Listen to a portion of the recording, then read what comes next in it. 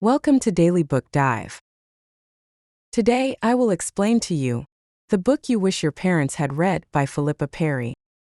Add to this interesting title, the subtitle of the book is, "And Your Children Will Be Glad That You Did." Sounds fresh, doesn't it? The title gives the impression that this is definitely a book about family parenting methods. Moreover, based on this title, the systematic project of parenting involves at least 3 generations, including the core roles of parents, their own parents, and children. When this book was first released in the UK, it quickly topped the Sunday Times bestseller list and became Amazon's best-selling book in the parenting category. The author, Philippa Perry, is a seasoned British psychotherapist with over 20 years of experience. In the foreword, she tells us that many of the clients she consults are parents troubled by parent-child relationships, leading to psychological issues.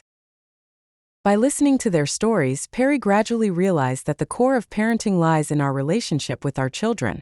A correct and intimate parent-child relationship is the source of strength for children's healthy growth, just as fertile soil supports the robust growth of plants. Although interactions with children consist of countless details, Perry states that the purpose of writing this book is not to teach everyone how to be perfect in the details, such as how to properly change diapers or when children should go to bed, but to teach us to focus on the bigger picture and handle a few major issues well. These include our relationship with our children, ourselves, our past, and the world around us. Furthermore, Perry titled the book "The Book You Wish Your Parents Had Read" because she introduced an important new perspective: the psychological traumas and behavioral patterns caused by our parents' neglect or mistakes can unconsciously be imposed on our own children, perpetuating harm and dysfunction across generations. Therefore, Perry specifically proposes a series of principles and methods in the book to remind us, as current or future parents, how to avoid repeating our parents' mistakes and to break this cycle of harm. Next, I will introduce the contents of the book in 3 parts, starting with how to engage in self-healing and repair in our interactions with children. In the second part, we will follow Perry's narrative to see how to create a normal and comfortable growth environment for children. This environment is not so much related to material conditions, but how we understand and accommodate children's feelings and respond appropriately. Finally, we will understand why the best education parents can offer is to lead by example and guide children to emulate themselves. Part 1. At the beginning of the book, Perry tells readers about an incident involving her colleague Ty, a psychotherapist with high professional skills and a kind heart. Even by the strictest standards, she should be a perfect mother. However, one day, Ty did something unbelievable. Her 7-year-old daughter Emily, while playing on a climbing frame in the park, told her mother that she was stuck and wanted to be helped down. However, Ty felt an inexplicable rage and thought her daughter was being unreasonable, so she shouted at her to get down right now. As a result, a dejected Emily managed to climb down on her own. Afterwards, she tried to hold Ty's hand for comfort, but Ty was still angry and pushed her daughter away, causing Emily to burst into tears. About a week later, Ty took Emily back to the park to play on the climbing frame. In an instant, Ty discovered the reason behind her previous unexplained rage. During her own upbringing, Ty's mother had always been overly protective, restricting her actions out of fear of danger, which made Ty feel that she gradually lost the confidence and ability to explore new things under such overprotection. This deep-seated negative emotion was suddenly triggered in a parenting scenario that resembled her own childhood experiences. It exposed both Ty's anger towards her mother and her strong desire not to let her daughter grow up in a similar environment. Consequently, Ty apologized to her daughter and explained the situation, and a significant misunderstanding was resolved. Believe it or not, many parents can relate. Sometimes when we lose our temper with our children, a voice inside us shouts, "Oh my parents did the same thing to me, and how did I unknowingly end up following in their footsteps?" Perry tells us that if we suddenly experience a strong negative emotion, such as anger, frustration, fear, or disgust, towards our child's actions, we should see it as an alarm from within. This alarm is not reminding us that the child made a mistake that needs correction, but that a traumatic memory within us has been triggered. Psychological traumas occurring in infancy can cause more severe damage, even becoming lifelong obsessions and behavioral patterns. When an element associated with a traumatic memory appears in our external environment, the fear experienced during the trauma resurfaces. Specifically, our excessive anger towards our child's actions is a form of imbalance, a desperate measure our self-awareness takes to try to restore mental and physical balance. At this moment, the brain cortex, responsible for language, thinking, and empathy, temporarily malfunctions, unable to understand the child's feelings. Thus, Perry tells us that we should not mistakenly blame the child for this unnamed rage caused by trauma, nor should we be too hard on ourselves. What we should do is trace the root of it, dismantle it, and strive to establish new response pathways in our consciousness, thereby preventing this type of harm from being transmitted to our children and future generations through our inappropriate behavior. To establish new response pathways, the most important thing is to develop empathy with our children. Take some time to think about why we made similar actions at the same age as our children. What was the response from our parents at that time? And deep down, how did we hope our parents would treat us? Perry cites a case in her book where a client named Oscar adopted a 1.5-year-old boy. However, the child often dropped food on the floor during meals or threw it around, which greatly annoyed Oscar. So Perry asked him what treatment he would have received if he had done the same thing as a child.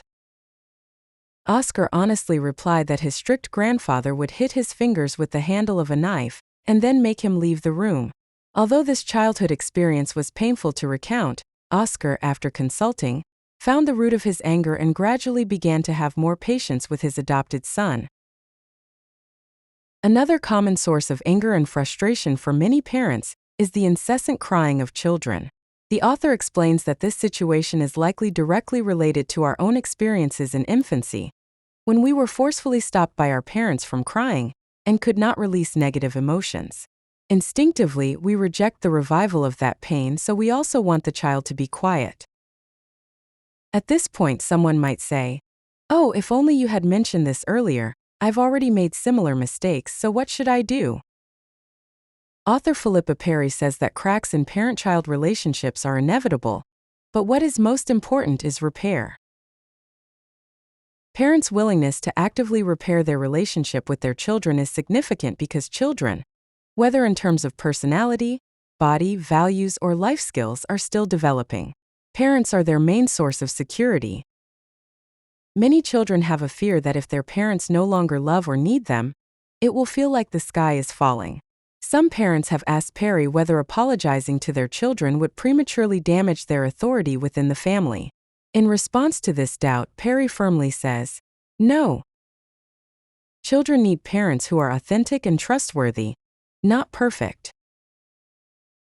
If we pretend we never make mistakes and do not acknowledge the real reasons behind events, then children will start to doubt their own understanding, leading to cognitive dissonance. Those children who overly trust their parents will begin to blame themselves without reason, scrutinizing their actions under a microscope to discover non-existent mistakes, thus forming a people-pleasing personality. Conversely, some children may have already seen through the flaws and cracks, and the parents' refusal to admit their mistakes will only lead the parent-child relationship towards indifference and estrangement. Children might even turn to the outside world for emotional support and help. In this process, if the children encounter someone with ulterior motives, they might be led astray. On the other hand, if we courageously acknowledge our mistakes and actively do the right thing to repair the relationship, this good habit will also be passed on to our children. Author Philippa Perry recalls an instance when she was driving her 4-year-old daughter, and her daughter was in a bad mood. After returning home and eating a piece of cake in the kitchen, her daughter said to herself, "Mommy, I'm sorry for losing my temper in the car just now because I was hungry, but I'm okay now." Perry felt very reassured because her daughter was able to reflect on her behavior and try to mend the mother-daughter relationship. Therefore, from the moment a child is born and accompanies you, our first principle is to pass on the positive and beneficial experiences from our own lives, such as love, patience, and effort, to our children, while trying to seal away the negative experiences and emotions of our childhood. These negative experiences and emotions sometimes appear in a hidden form, that is, our internal monologue. Think about it. Isn't there a voice in the depths of your mind or in your thoughts that judges every move you make? Perry tells us that if this inner voice criticizes and questions us far more than it affirms and praises, then we need to pay special attention. Abnormal self-criticism not only affects us, but also guides our children's cognition off the correct track. Perry mentions in the book that she once met a counselee named Elaine, a mother of 2 children. During counseling, Elaine realized that the constantly retreating, self-denying voice deep inside her actually came from her mother. Her mother was very strict with both herself and Elaine, and her negativity and suppression became an indelible part of Elaine's childhood memories. Thus, as an adult, Elaine inevitably inherited her mother's personality. Therefore, after realizing this, Elaine began to consciously fight against this inner voice, striving not to let this negative emotion be passed on to her 2 children through self-denial in daily life. Under Perry's guidance, Elaine no longer wasted precious energy arguing with this inner voice. Instead, she treated it like a difficult colleague. Whatever it said, she just listened and didn't take it too seriously, while bravely encouraging herself to step out of her comfort zone and try things that the inner voice forbade her from doing. Because with each success, she would discover that the frequency and volume of the inner voice's criticism of herself would gradually decrease. In this final part of the section, Perry also shared a small tip for achieving self-repair in parenting, which is very useful. Whenever evaluating ourselves or our children, avoid using simplistic labels like good or bad. For ourselves, fearing becoming the so-called bad parent, we might be ashamed to admit our mistakes and ignore our children's emotional needs. Conversely, frequently labeling children's actions with value judgments does not help their growth or progress, especially harsh criticism, which only increases their sense of frustration and distances the parent-child relationship. So, what is the correct approach? It is to appreciate our and our children's efforts, describing the details of that feeling specifically. For example, if a child spends a lot of time drawing a picture, an unqualified parent might not respond at all or criticize the child, bluntly saying, "It doesn't look like it." An average parent might vaguely praise it with "It's pretty good," but an ideal parent would say, "You spent a lot of time and thought on this house, that's really impressive. This house looks like it's smiling, and seeing it makes me feel better too."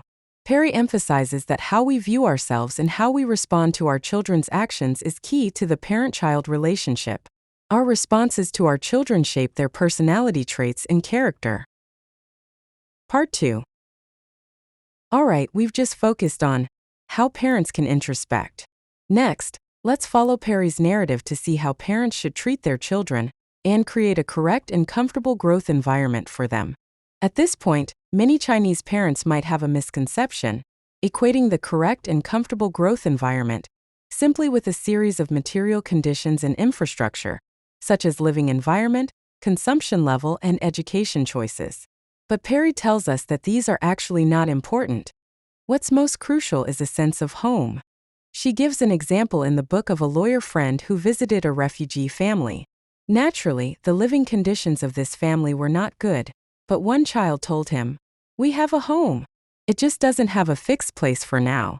Through this simple story, Perry says that the so-called correct and comfortable growth environment is such that even if parents, for various reasons, cannot spend much time with their children or have relatively poor material conditions, the children can still have an intimate and secure way of interacting with their parents.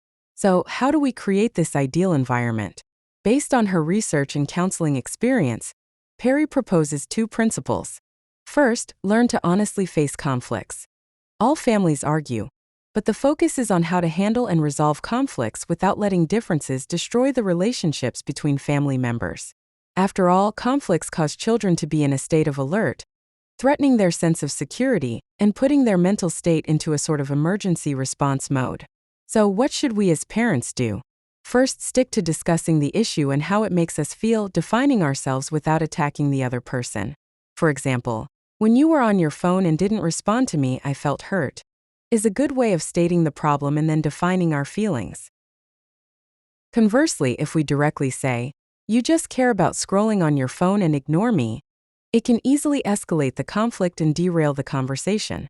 After all, attacks can only trigger the other person's defensive instincts, unhelpful for solving the problem. Additionally, in conflicts, we should also consider the other person's feelings and not rashly negate them.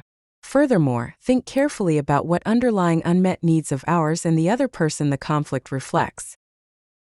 And carefully distinguish whether the anger caused by the conflict comes from past traumas or directly from the actions of the family member in front of us. The second principle is to accommodate and understand the child's feelings, rather than just focusing on handling specific problems. Perry has found in counseling that the inability to obtain comfort from parent-child relationships during childhood is one of the main reasons adults suffer from depression. Many parents, due to oversight or even intentional neglect, ignore their children's feelings, especially negative ones. But when a child's feelings are denied, they do not disappear. Instead, they fester deep inside them, becoming a lasting injury. For example, a child who grows up in a family with constant conflict and violence might mistakenly believe that violence and control are also parts of love and develop a severe dependency on any slight sign of kindness from others.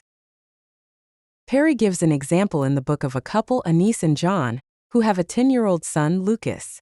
The couple is so busy with their startup that they have little time to spend with their son, and usually hire someone to take care of Lucas. One day, 10-year-old Lucas even attempted suicide. In counseling, Lucas said that his parents rarely spent time with him and often heard them arranging for others to take care of him on the phone, making him feel like a burden and unloved, being kicked around like a football. When he tried to confide in his father, John's response sounded very perfunctory, such as, "Dad will buy you a new gaming console," or, "I'll take you to the zoo on Saturday." To change this situation, John followed the advice of the psychotherapist and started asking Lucas what exactly he was feeling when he said he was sad, then began to listen without rushing to do any specific repair work. At the same time, John paused his work and stayed home with his son for a month. After Lucas's mood improved, John and Anise also agreed that at least one of them must be home by 6 o'clock in the evening to ensure at least 2 hours of time with their son. Therefore, as parents, we need to accommodate our children's feelings, especially negative ones, without ignoring or overreacting to them. Children consider the family environment comfortable and safe because, in this environment, parents are willing to listen to their feelings and show understanding, empathy, and support. Perry emphasizes that attention to and feedback on children's feelings should start from the moment they are born. Even if children have not yet developed basic language skills, their gestures, facial expressions, cries, and other sounds are their attempts to communicate with their parents, and parents should respond in various ways, including using various onomatopoeia, gestures, and facial expressions. As long as children know that their feelings can elicit stable attention and responses from their parents, they naturally feel love and security from their family environment, taking the first step towards developing a healthy personality. Furthermore, when children's feelings deviate from or conflict with our adult common sense or memory cognition, we should not rush to negate them, because their age and thinking patterns might not align with their expressed emotions. For example, when children say, "Mom never takes us out to play," they are not denying the fact that their parents have taken them out before, but expressing, "I've been at home for a long time, I'm bored, and I hope parents pay attention and take action." Of course, accommodation does not mean indulgence or unconditionally yielding to children, satisfying all their demands, even unreasonable ones. For instance, a father named Dave has a 4-year-old daughter, Nova. Nova can be very willful sometimes, and if something upsets her, she will burst into tears.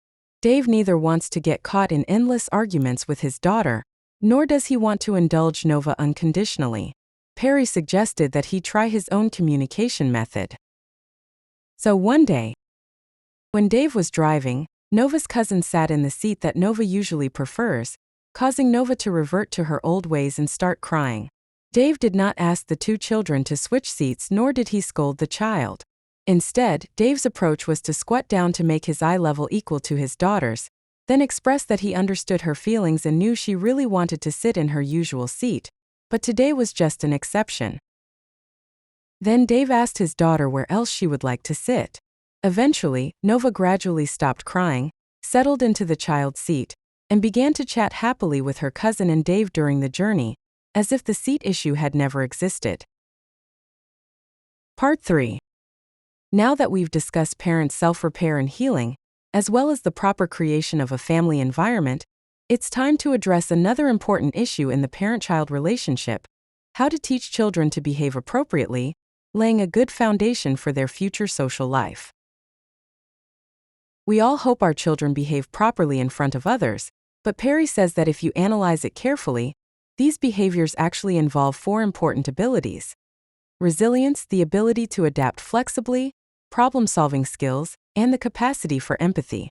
Some children who are good at imitating and come from stable family environments can easily learn these 4 skills through imitation.